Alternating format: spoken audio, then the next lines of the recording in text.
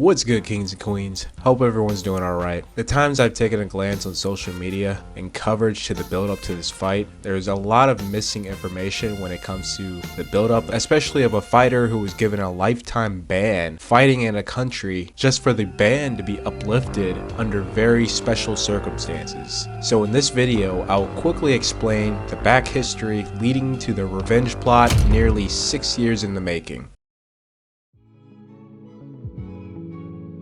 The story takes place in 2017. Long-reigning WBC champion Shinsuke Yamanaka is riding high coming to this year after unifying the division, beating number 2 ranked and number 1 WBC contender Asmelo Moreno for the vacant Ring Magazine title in the Fight of the Ages.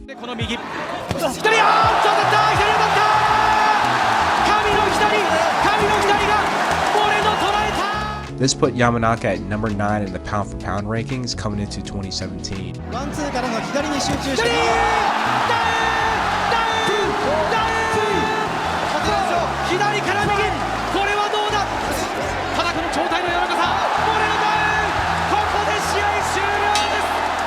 To start the year off, Yamanaka would make his 12th title defense against Carlos Carlson, dominating him round by round to get the TKO victory in the 7th round.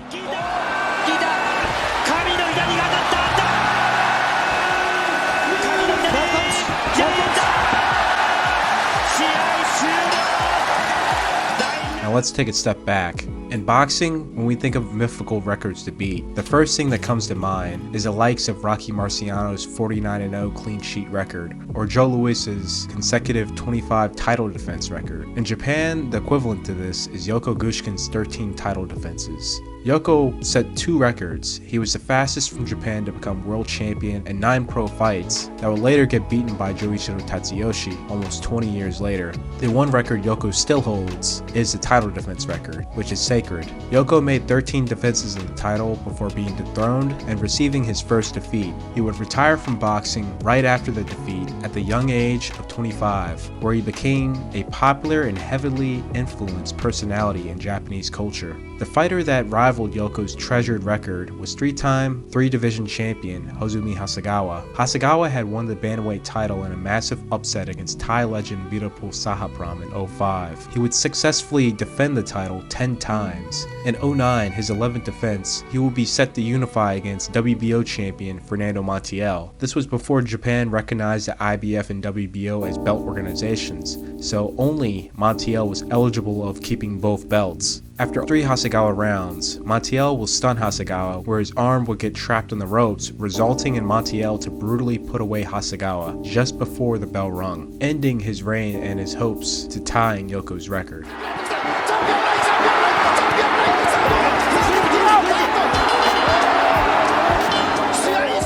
The next 2 fighters came off as the most promising: WBA super featherweight champion Takashi Uchiyama and bantamweight champion Shinsuke Yamanaka. Both won the title at a similar time, Uchiyama in 2010 and Yamanaka in 2011.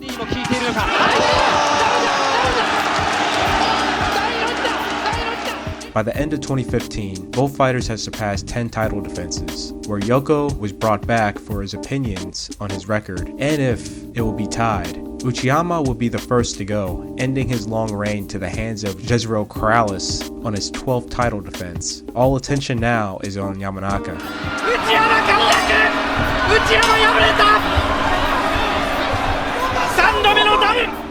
After Yamanaka's high-stake rivalry coming to an end against Moreno and his domination of Carlson, tying the record was imminent. One more fight for the history books. His opponent, 22-year-old up-and-comer contender Luis Nery. Both known for their hard punches, this was not a fight to miss. As the fight's momentum was more in Nery's favor to put him away, a desperate Yamanaka going for broke would throw and land some of his biggest shots that have floored opponents before.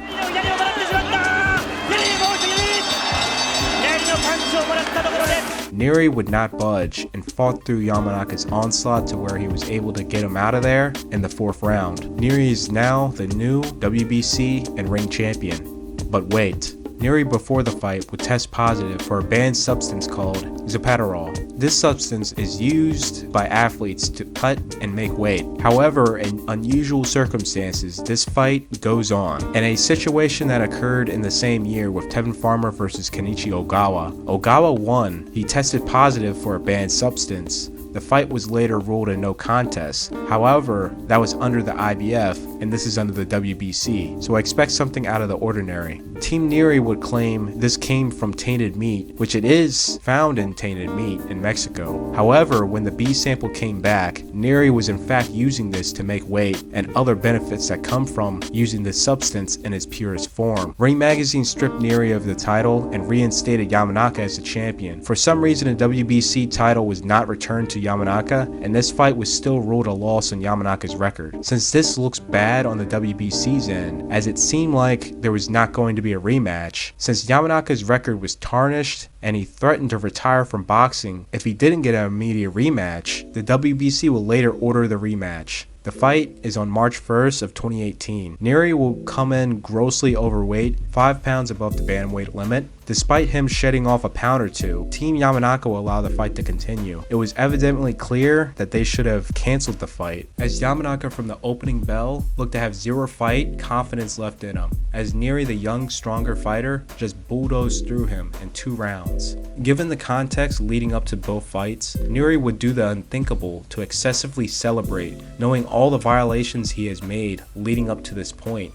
This would not only make him the biggest villain in the country within fans, but also the JBC, as this fighter has made a complete mockery, humiliating them on the highest level. The public outcry and everything that he has done leading up to this moment, the JBC gave Luis Nery a lifetime ban from fighting in Japan. The JBC also wanted other organizations to suspend him, however, Nery received no punishment and fought 7 months later, adding more insult to injury. 体重関係なく、普通に、相手より弱かったっていうだけですけど、今後にもちろんもうこれが最後ですよ。はい。これで終わりです。一生懸命やった。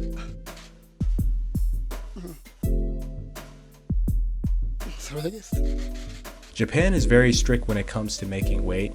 You miss weight, it's an automatic 1-year suspension and fines, where promotions out west will just shrug it off and move forward. Here, you have long apology statements, like if it was a scandal or something. WBC flyweight champion Daigo Higa missed weight in his fight with Rosales in April 2018. Not only he was suspended, but his license was revoked. By the time his suspension was up, got his license back, proved that he can make weight in his new weight class. It was February 2020. After the ban was made, there was one fighter that was near Nery at weight and was bound to clash with him, and that was super flyweight champion Naoya Inoue. Just 2 months after the humiliating defeat of Yamanaka, Naoya Inoue was making his bantamweight debut against 2-time champion and current WBA champ Jamie McDonnell, who would be making his 7th defense of the title. Inoue would completely demolish McDonnell in the first round to pick up the title. Later that year, Inoue would enter the bantamweight tournament. Since Nery was not in the tournament, he was back on the road to regaining the WBC title. In early November 2019, Inoue would defeat Nonito Donaire in the tournament finals to become the Ring and IBF champion. A fight between the two was the main talks, as Nery that same month was going to face Inoue's previous opponent, Emmanuel Rodriguez, in a final title elimination fight for the WBC title. Nery would once again miss weight, at bantamweight coming in this time 1 pound over the weight limit. Nery was supposed to make $300,000 for this fight, and Rodriguez a measly $75,000. Rodriguez saw that Nery was too dangerous to fight under these circumstances and refused to take any more money, resulting in this fight to be cancelled, forcing the Inoue fight to not be made. A frustrated Inoue will say to the media that Nery should be banned from boxing, and the exact translated words, exiled from boxing. So fast forward, Inoue becomes the most famous, most influential fighter from Japan to Western audiences, his domestic influence rivaling Tatsuyoshi and the Kameda brothers, becoming the 2nd Japanese fighter to be a 4-division champion and the 1st Japanese fighter in over 50 years to become undisputed due to the fact that Japanese fighters were barred from fighting for the IBF and WBO till 2012. Inoue was the second two-time undisputed champion in the four-belt era, with Luis Nery the number one contender under the WBC. After his fight against Tapales, the WBC ordered this fight. From 2017 to 2018, Japan was humiliated, Yamanaka was humiliated, and ignored. The JBC was also humiliated and ignored from the rest of the boxing world. The JBC had a decision, and it was a rather easy decision. Inoue, at this moment, the best popularity-wise and skills to beat Nery. As an ultimate taste of revenge and possible humiliation of the former champ on a massive stage, they circumvented their own verdict and uplifted the ban so this fight can take place on Japanese soil. They want blood. Despite the Japanese countdown show keeping it G-rated, given all the context, this is a sinister plot for revenge. ネリーとこう近くで会って目を合わせた瞬間にやっぱりあの思い出っていうのはまた蘇ってきて、ちょっとうまく言えないです。Former WBC and WBA champion Jiro Watanabe is one of the greatest Asian fighters and fighters from Japan. The JBC banished him in 2007. Despite being of Hall of Fame caliber, honored in Seoul with other greats from the region, he is still banished till this date for incidents unrelated to boxing. So despite all the time that has passed and just letting things cool down, the JBC has not even reconsidered. However, they reconsidered for Nery. So now you know the tale coming into this fight. Who you got in May? Will Inoue win, or will Nery come up victorious and end a commission's revenge plot? Leave in the comments. And on top of that, this is the tale of Inoue versus Nery. For more tales, be sure to like, share. If you're new, subscribe to Patreon for Patreon-backed projects and early access. This Patreon-backed project is on the tale of Floyd Mayweather versus Ricky Hatton. I'm Alphas Honcho, and I'm out.